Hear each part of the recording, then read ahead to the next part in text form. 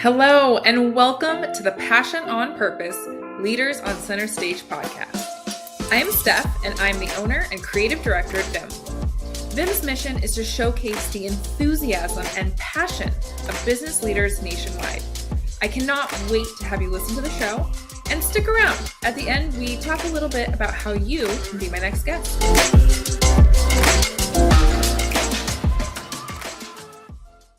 All right, we are back with another episode of Passion on Purpose. I am so excited that we have Michael Graber with Epic Pivot on the episode today. I'm so excited to just, like always, dive right on in and get to the hard-hitting questions. So first, welcome, Michael. Thank you, Steph. So honored to be with you. Likewise, I'm so stoked for this. So what is your why? My why is to help people and organizations that are willing to untap their inherent potential. I love that. Help people who are willing. They have to be willing. It's like love. Yeah. You have to be willing and capable to make those changes, right? But if they're willing, we can unlock, and then both people and organizations. Because what are organizations? If you think of the word corpus, right, it means body. It's just a shared body, but it's kind of like this one big Frankenstein of many people that becomes one entity. So a corpus. Yeah. I love that. So say it again, because you have that locked and loaded. Your why again. My why is to help willing people and organizations tap their inherent potential. Inherent potential. Okay. You're wowing me here. So you have so much in your why, and it's so thought out, right? Some people stumble with this one, but you are boom on the ready. Inherent purpose. I love that. I speak so much about things that are innate with us. Right? Just natural abilities, talents, skills, interests, passions, things like that. And I've spent the better part of my life learning that those are actually skills, because when they're innate to you or inherent to you, you kind of almost take them for granted. Is that something, how do you work all that into the people you serve and organizations you serve? Well, I approach it differently. I think so many people are living suboptimally, and so many organizations are living suboptimally, and they've had all of these expectations from culture and education just thrust upon them.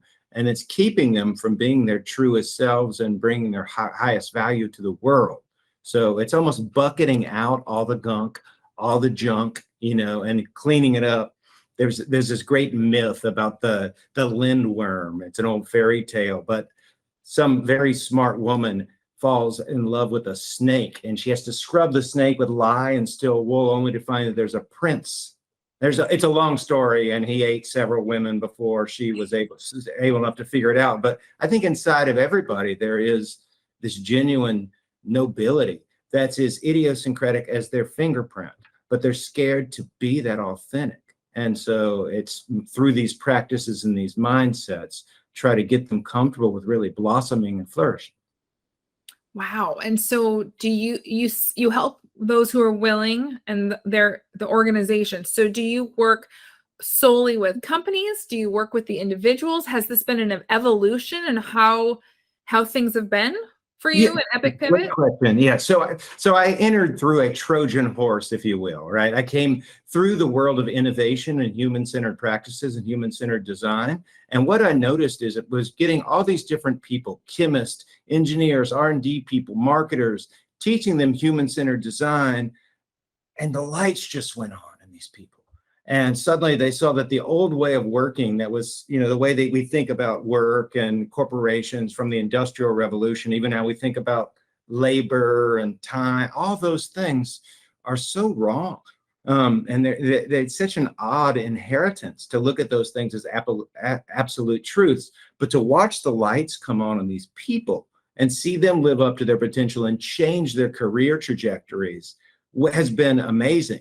And then what we stumbled upon was, if we could do this at a personal level, what if we work with organizations to do this? And what if we take it a step further? So while that is my why, there also is kind of a personal mission, and that's to turn business into a force of good in the world, turn organizations into healing organizations that help people flourish, that give back to their communities in meaningful ways, that change their whole business model so it's healthy for the planet, healthy for the people that work there, healthy for the organizations. And you can only do that by having the North Star of a purpose that everybody agrees on, right? So it's a both and.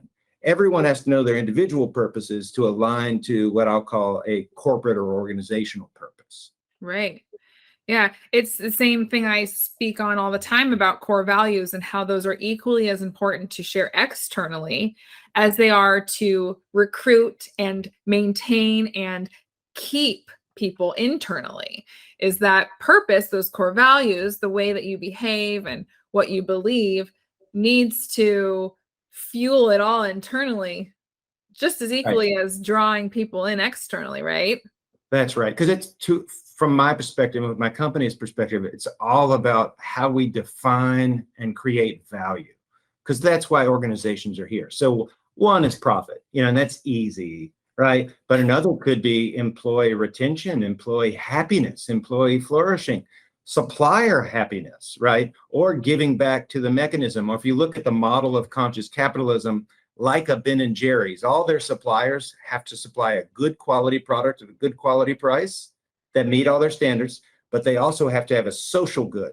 So they order all their brownies and their cookie dough from Grayston Bakeries. And Grayston Bakeries now makes about $400 million a year from them, hiring unemployables, ex-cons, ex-felons, and recovering drug addicts, and teaching. They claim they're not in the bakery business, but the life skills business. But they've turned around so many lives. And that's one supplier. But their whole ecosystem with all their suppliers have to meet a social good and an economic good at the same time. So that is a really embedded purpose, and that is a demonstration of purpose. Yeah, I like to say that those are your decision-making principles, right? A lot of times people call them core values because they're supposed to be what you value at your core. But you can value that all day long, but if you don't filter the decisions you make, such as who does Ben and Jerry's partner with, right? Do they also align with our core values?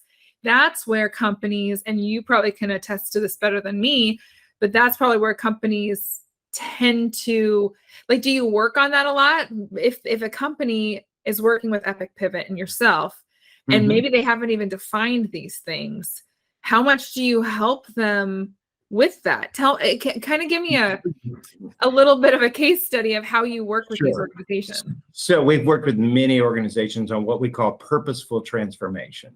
And there's a whole process on our website for anyone who wants to geek out on all the points in the framework and all the different facets. I think I'll just give a quick case study. Yeah. So there was this school.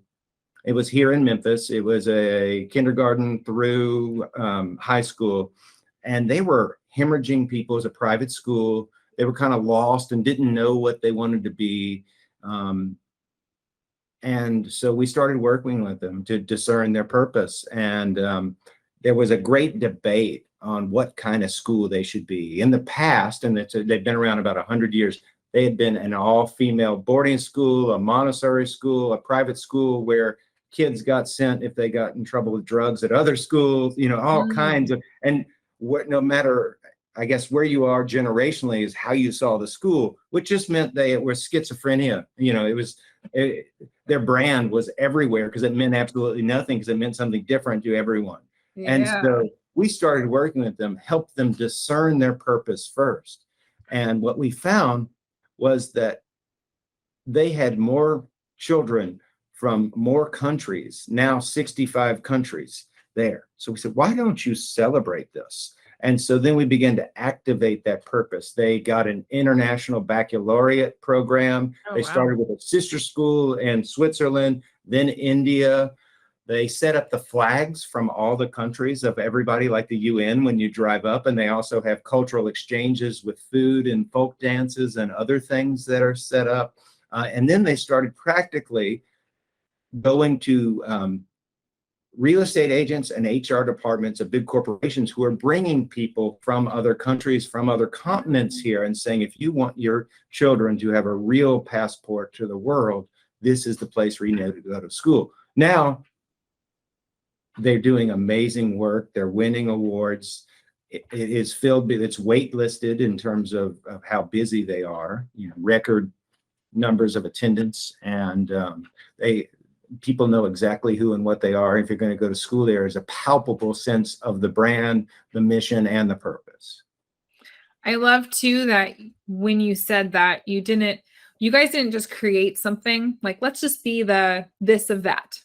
It was, let's pull things out of you that are inherent to your purpose and how you're serving, and then play on that, create strength from that that's already there.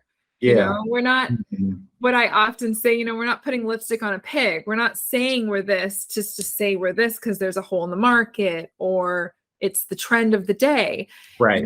You did a really phenomenal job, from what I can hear, of pulling innate things or inherent things out of their mission.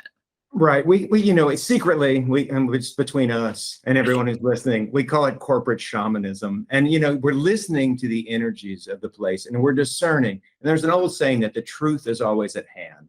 And so purpose is a lot like branding in that it has to be true to you, true, resonant with your DNA as an organization, but it also has to be open in the market, right? And somewhere between those two principles is your North Star. Yeah. Well, and I challenge too, like, open in the market, I think, doesn't necessarily always mean that there's no one doing it, right? It doesn't mean that it's completely open. I believe that with that purpose and with that North Star being so in the forefront, it actually creates more openings in the market because you've tapped in deeper than, we're a shoe store or we're a school. Right. Yeah, it's certainly not on the category, meaning we're just a private school or we're just a private school that work, right? But the variation of the theme and a position which they can genuinely own and live into. Yeah. I love that. That's amazing. And so you worked with them and then really helped this initial stage of kind of reshaping their brand or bringing their brand back to the forefront. Then how do you continue to work with them, or is that the extent of the relationship? No, so it wasn't, I guess it was their brand and their identity, but then even beyond their identity was ways to operationalize and implement all of those findings programmatically, right? Structurally. So after we discern the purpose, something beautiful happens. And it's a very magnetizing effect. The people that aren't aligned with the purpose just leave. There was one director at the school who wanted the school to be the top technology-led school. And it was that. But they decided, hey, that's not core to us. That's not our driving why. So she left and went to work at a software company. Someone else wanted a process style school, which is progressive, evolutionary, almost Montessori-like education. He left to be a principal at a school like that, right? So then after that, we work and rewrite the strategy of the school based on the purpose, and also help them and workshop with them how to restructure everything based under that purpose, with the purpose as what we'll call the meta tuning fork of the whole organization, right? But both the strategy and structure change and are tuned to the purpose at that point. And then there's all kinds of strategies and tactics and how to pay that off with every audience. Yeah. I love your music to my ears, because it's something I preach all the time, is that, we can start marketing, we can put a sales team together, we can put together offers, we can do all this all day long. But if it's not rooted with this purpose, and if that's not established as our brand, and brand having purpose and why and clarity, then just like your school, over 100 years, that foundation has shifted. It's been rocked. There's been cracks, and it's no longer even a fiction, or it's not even a percentage of what we started out to be, because we didn't even solidify it, right? Then I talk about that so much. So I love, like, you kind of just really set that up for a really good segue into what I believe. Very much. Yeah. I Um, love that. and that's key to it. And similar to, I guess, greenwashing, with the whole purpose movement really kicking into full bore and being headline articles on Harvard Business Review and other business magazines. There's a lot of purpose washing going on, but similar to greenwashing, you can sniff out who's genuine, who's living out, I'll call it their soul's imprint as an organization, and who's just putting up some window dressing that's pretty superficial and it's going to change when the next leader comes in. Yeah. No, I love that you bring that up. I have, that's kind of where that lipstick on a pig analogy I use often, right? We don't, and I would imagine similar to you, we don't work with organizations who are looking for that greenwashing, right? We want it to be authentic. And so the business model has to change. For us, it's not only about the marketing, it gets into that structure and strategy. And typically revenue is going to change, how they distribute that value creation is going to change. It gets pretty, even how their board looks at books. Maybe it's no longer just about the financial performance, but it's about the human performance, or it's about their performance in the community. Right? Yeah. So it gets systemic quick. Yeah. There's something you said on your site, and I wanted to make sure we talked about it. You had said, business is now human to human. And so I wanted to probe you on that because, especially over the last 2 years of us going from very physically, energetically human to human, right? In the same space, having real lunches. And I know we're getting back to some normalcy for a while, but we went totally shifted, right? And automation was stronger than ever. Virtual became stronger than ever. So I'm really curious how you and Epic Pivot continue to bleed your belief in business as human to human through the last few years or couple of years. Great question, very rich. And so what we see more and more is that the old models of business are unhealthy for human beings, unhealthy for other species, unhealthy for the planet. It's good to a certain level, but then the dominance and exploitation. And in reality, meaning right here, right now, there's no such thing as what economists call externalities, which will be polluting waterways, but doing all kinds of damage. That's just kind of what do they call that in war? I don't remember the phrase, but just some collateral damage. That's the term I'm looking for, right? From doing business. And it doesn't have to be that way. And in fact, how we think about business was set up during the Industrial Revolution. And it goes back to the first consultant, Robert Winslow Taylor, who wanted to take out all the artisans and just put cogs in a machine and treat people like a machine. And that's how we think about human relations, HR, right? And that's how we think about people keeping timesheets, and time as inventory. But humans are much more psychological than that. And even how we think about profit only is another aberration of what really was meant to be. And I'll give a quick geeky example. Adam Smith wrote Wealth of Nations, and that's where we get the whole idea of the economy being this invisible hand where all ships rise. At the same time, he published a second book called The Theory of Moral Sentiment, which, if Wealth of Nations is all on a polarity spectrum, if you will, the masculine side of business, the theory of moral sentiments was the communal and feminine aspects where business is supposed to take care of everyone. But nobody pays attention to this side, right? We've gotten real lopsided and myopic to this draconian system where profit is everything at any cost. And it's costing us all, our humanity and our habitat, all of these things. I could go on about this far too long, but even a lot of people quote Darwin, right? And they'll say it's survival of the fittest. It's dog eat dog. But they haven't read Origin of the Species, where love is mentioned more than 400 times and survival of the fittest is mentioned 4 times, right? Yeah. And that's become the mindset of business. That's become the template that we get in MBA school, right? And that becomes how we see things.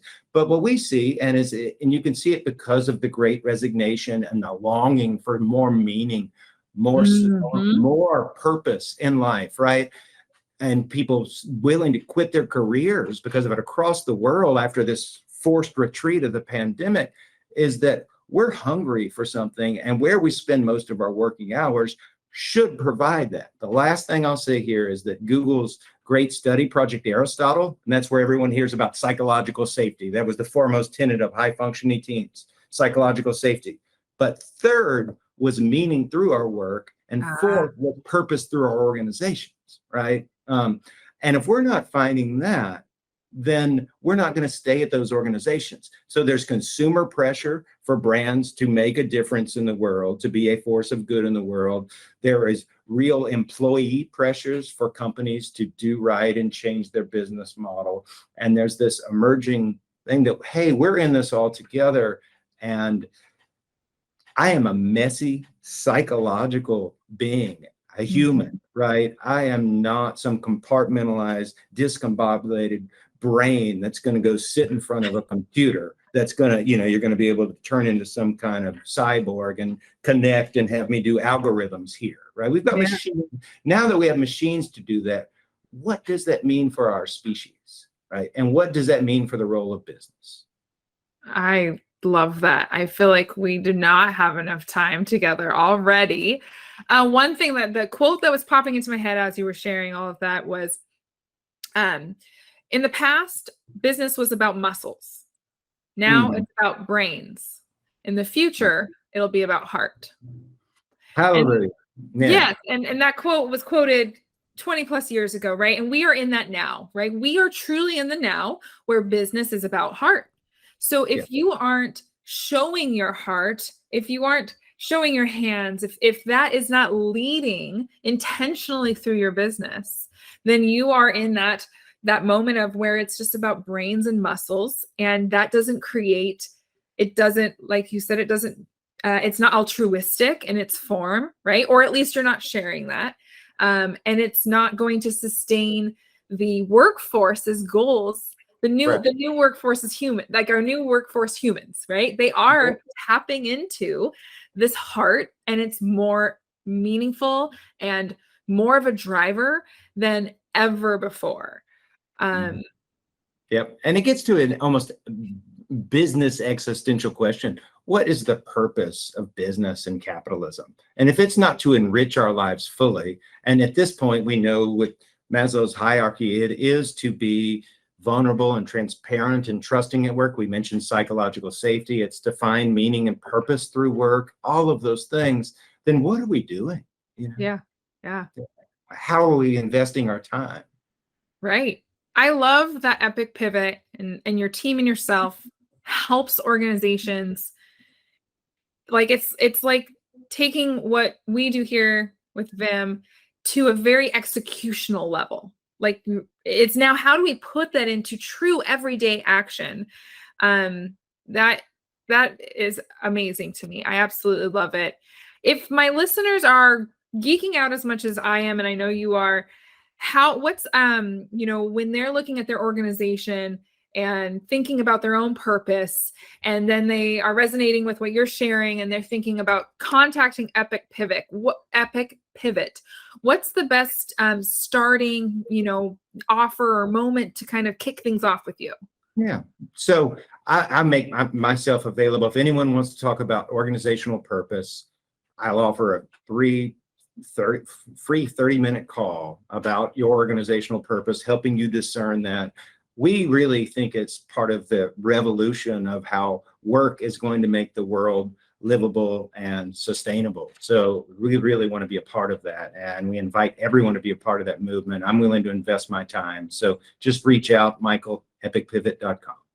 Yeah, well, you guys know, you absolutely know I speak of intention, and I speak of enthusiasm, and I speak of living that through your business and through your brand all day long. That's all you ever hear from me. So if your organization is struggling with how to execute strategies and really dive deeper into that, I would really encourage you to check that out. I'll make sure in the show notes that we have the link to reach Epic Pivot and Michael.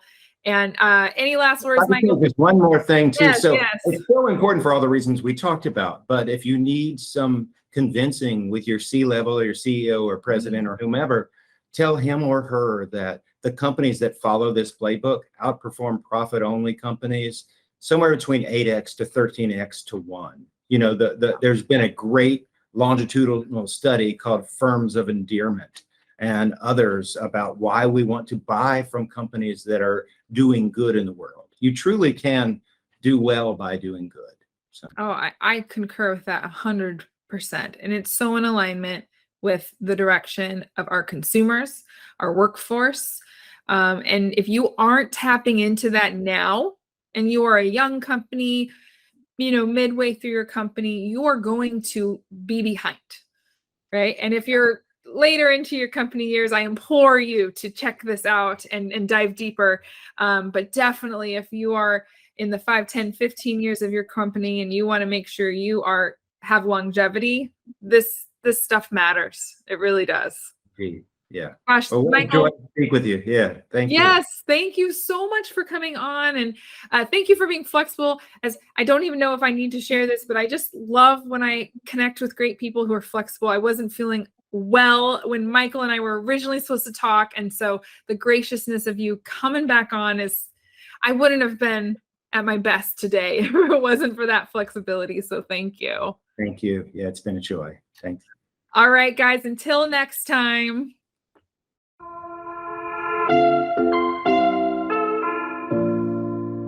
Steph here. Thank you so much for listening to the Passion on Purpose Leaders on Center Stage podcast.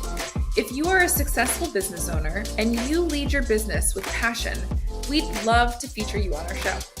We'd love to share with the world what makes your business great and how you have intentionally led passion throughout your business.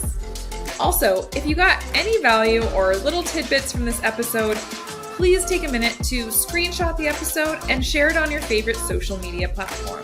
Be sure to tag us so we can properly thank you, and we love deepening our connection with our listeners. We are regularly putting out new episodes to feature leaders such as yourself who lead with passion on purpose. So be sure to subscribe to our show so you don't miss any future episodes. For more episodes, guest information, or details on the show, please visit getvim.com/passion on purpose. That's getvim.com/passion on purpose. Once again, I'm Steph. I am the owner and creative director at Vim, and thank you for listening to the show.